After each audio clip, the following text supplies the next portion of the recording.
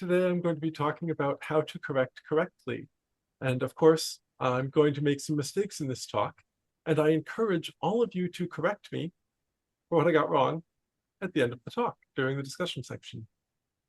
That's important because one of the rules of correcting correctly is that it makes a huge difference whether the other person has consented to be corrected by you. A lot of the time, if someone hasn't said, please correct me, it's actually not appropriate to correct them. We'll get into that more later, but feel free to correct me at the end. So there are three key elements of correcting correctly.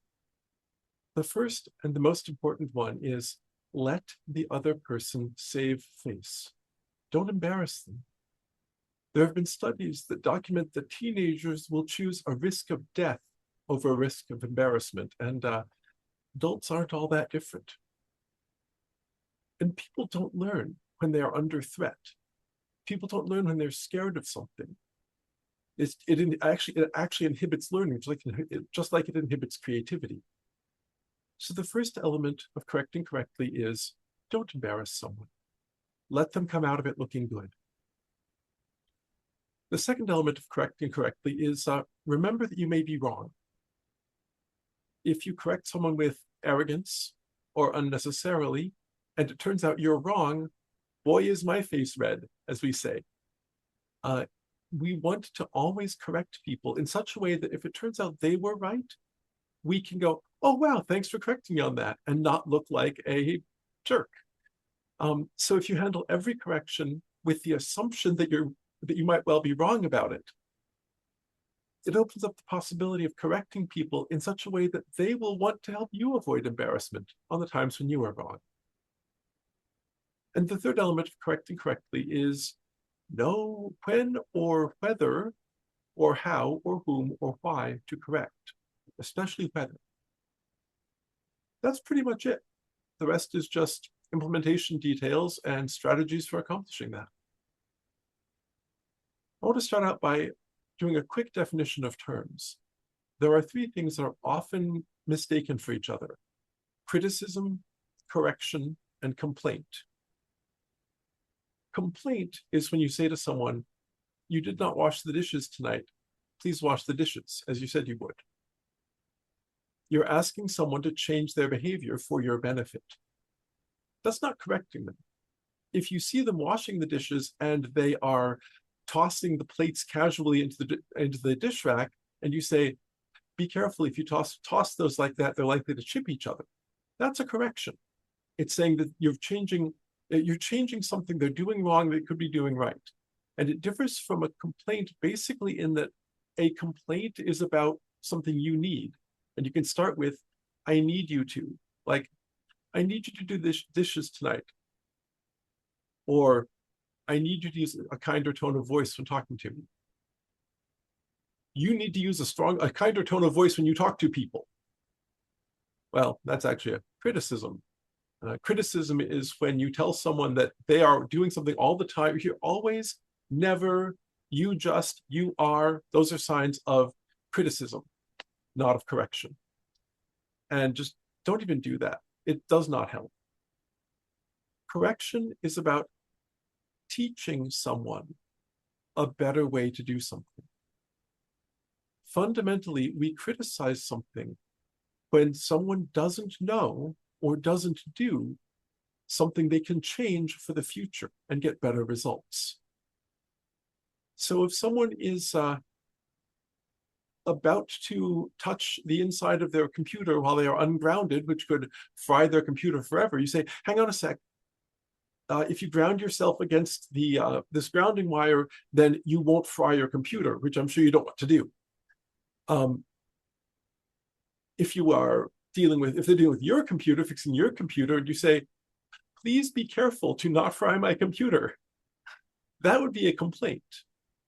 But a correction is you're saying, here's a thing you could do differently that would give you better results. So why wouldn't we always want to correct people? Why wouldn't we be why wouldn't we want to help them learn all the time? Well, one of the big reasons is when the motivation behind correcting them is to prove how smart we are. This shows up a lot in what is called mansplaining, which is what happens when someone, typically a man, assumes that someone else doesn't have the knowledge, someone else being typically a woman, but it can be any gender here, and explains to them in detail exactly what they should be thinking or knowing or doing, often incorrectly, because it lets them prove how smart they are, or that they're smarter than the other person. If you find yourself needing to look good or knowledgeable, if you find yourself feeling like, wow, how could they be so dumb to do it this way? Just stop. Just stop right there. Because nothing good will come of correcting someone for those reasons. Which brings us to another point, which is that if you know your goal, when you are correcting someone, know what your goal is. Because part of the goal of correcting someone can be help them learn something better. But sometimes the goal is show that you know it. And the relationship between you, the interaction between you is long-term, and it's more important than correcting an error. So part of know your goal is this going to damage our relationship? Is this going to make them feel resentful? Is this going to make them scared to do anything in front of me for fear I will correct them about it? If you can't correct someone in a way that nurtures that relationship, don't correct them at all, because the relationship is more important. Notice he said, in a way that would protect the relationship or nurture the relationship. How you correct makes a big difference. If you correct someone in an unkind way, in a way that embarrasses them, not only are they not going to learn, they're going to be really resentful about it. So when may we correct? Well, when we can do so kindly and privately. A lot of embarrassment comes from doing stuff in public. If you tell someone publicly, oh my God, I can't believe you wrote the code this way. What are you, stupid? That's actually just a horrible thing to say. But even if you said to someone, it's better to write this code this other way, you'll get better results if you do that in private than if you do that in public. Because in public, they're feeling embarrassed in front of everyone there. In private, the worst you do is make them feel embarrassed in front of you. So one of the things that you need before you can correct someone at all is, can you do so in a way that lets them save face? Can you do so in a way that is kind? Can you do it in private rather than in public? Another thing that makes it acceptable to correct is that you're in a standing friendship or interaction of any kind where mutual correction is part of how you interact. Eva and I trust each other immensely. If Eva sees me doing something wrong, she will correct me because she knows that part of what we do is help each other grow, help each other learn. And if I see Eva doing something wrong, I'll do the same. One funny place where this shows up is pronouncing words. We all suffer from reader's accent, which is what you get when you've learned most of your vocabulary from reading things. And sometimes the phonetic pronunciation of something, well, you'll just end up fundamentally misled. So frequently, Eva will say something, and I will notice it's not how I pronounce it. If I say, you're pronouncing that wrong, then when Eva looks it up, and actually she was right, no, I wasn't, you were pronouncing it wrong. So what I say is, that's not how I've always pronounced it. Can we look it up? Because I want to make sure I'm pronouncing it right. I point it toward myself. I want to make sure I'm pronouncing it right. I describe not you're wrong, but I notice we pronounce that differently. A lot of the time, it turns out there are two ways to pronounce it. Sometimes I'm pronouncing it wrong. Sometimes Eva's pronouncing it wrong. But even though we have a standing, we should correct each other. We welcome correction from each other. I still do it as kindly as I can because I don't want to be embarrassed if I got it wrong, because I love Eva and I care about her feelings, and because people learn better when they feel safe than when they feel scared and embarrassed. So we don't want to correct to prove how smart we are. We don't want to correct if it'll embarrass someone. And We can correct if we do it kindly and privately, or we have a relationship that has that as part of it. I've had coworkers I trust so much that I happily exchange correction with them, and we both learn a lot. But what about times we must correct? The first one is safety, emergencies. You always correct someone if it's a matter of safety, even if you have to do it in one of the wrong ways, in one of the ways that's not as effective. You always do the thing to know. If someone's not wearing their hard hat on the construction site, you say, Jack, put your hard hat on. Sorry, Jack. Jimmy Bob, put your hard hat on. Because even though that will embarrass him, because it's the third time today he's forgotten to put his hard hat on, you still correct it because that's a risk of injury or death. Things that may harm someone else. If someone is making a racist or sexist joke, that may harm someone else, and you correct them for it. You actually say, Bob, we don't make jokes like that around here. Because it's not okay, because it's fundamentally a safety issue to let people harm someone else. We must correct when it's our explicit responsibility to teach. If we've been given the job of teaching a more junior employee how to do something, it's exactly our job to correct them. But that doesn't mean in any way that we can correct them unkindly, that we should correct them publicly. And we'll just get better results. Because every interaction that involves correction has two different kinds of outcome. Did they learn the thing, and did it distance you from them? Did it create resentment? And those are different things, and we have to keep both of them in mind. Unless we have to correct, if doing so would damage the relationship, just don't do it. Unless we have to correct, then do it as kindly as we can, which is why you need both sets of skills. Know when to correct or whether to correct, and know how to correct in ways that minimize distress. There's a great example, by the way, of a time when it is our explicit responsibility to teach someone and correct them, and that's kids. Kids are one of with very rare exceptions, they're the only people that we are obligated to, the parents are obligated to correct. But the fact that we don't correct other adults that often means that if we can avoid correcting our kids, we can let them learn by themselves, if we can take them aside privately and explain the problem to them, that will be more effective and strengthen that relationship. Parents often forget to correct their kids using those rules because, well, for one thing, we don't have to. We get to keep correcting our kids even if we do it wrong every time. That's a problem, not a good thing. So we need to be mindful of that power. And people don't learn when they're embarrassed. Well, there is no one that kids are more afraid of being embarrassed of than their parents, at least at a young age anyway. And honestly, fairly far in, kids hate to be embarrassed in front of their parents. So be kind to your kids. Let them make their own mistakes and learn from them, especially as they get older. And remember that we owe kids the same kindness, the same care when we correct them that we owe to adults. I want to give a couple of examples. Oh, one of the things that controls when and how you should correct is you need to avoid pestering or badgering or shaming someone. And that's a tricky one.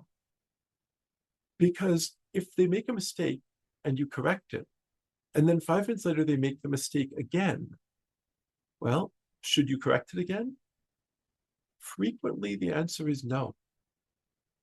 Because if you do, they are likely to experience an extra special additional embarrassment and shame. And they're likely to blame you for those negative emotions. Why are you always badgering me at this point? Did you really have to keep correcting me?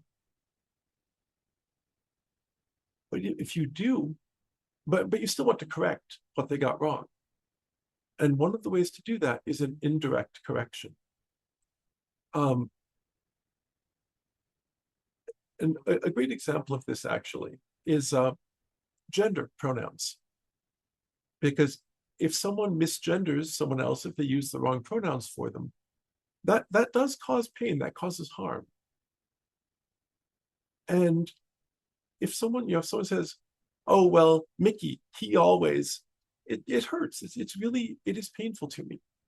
And it really feels great when someone else says she. But I've been the person doing the misgendering. You'd think that being trans would make you immune to that, but guess what? Being human makes you prone to that. And there was a fictional character that we were discussing, and I kept misgendering it. Its pronouns are it, its, and I kept saying he. And every time I got it wrong, Eva or Miles would quite correctly correct me.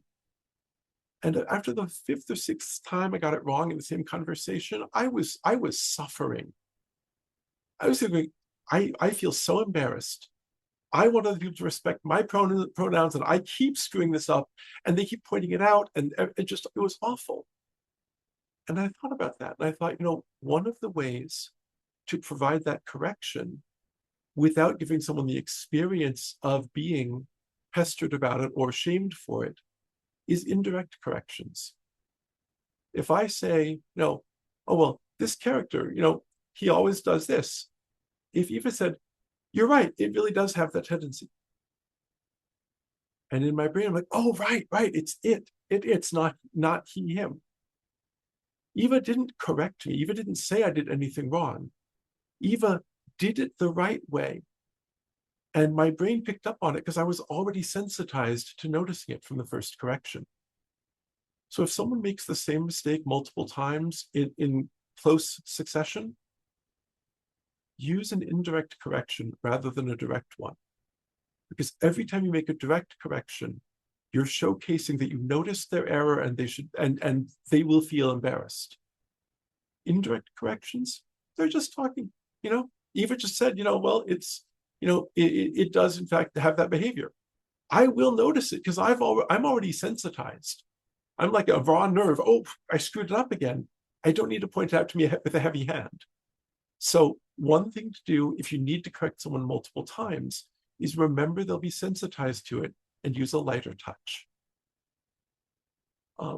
And the last thing is, when you correct someone, give a reason for why you're correcting it. Now, you don't have to with pronouns. I mean, everyone, at least everyone in our family knows why misgendering someone hurts. But if someone makes an error, and all right, if someone makes an error that doesn't matter, don't correct them. Do not correct someone for something that does not matter, because all you will do is make yourself look arrogant.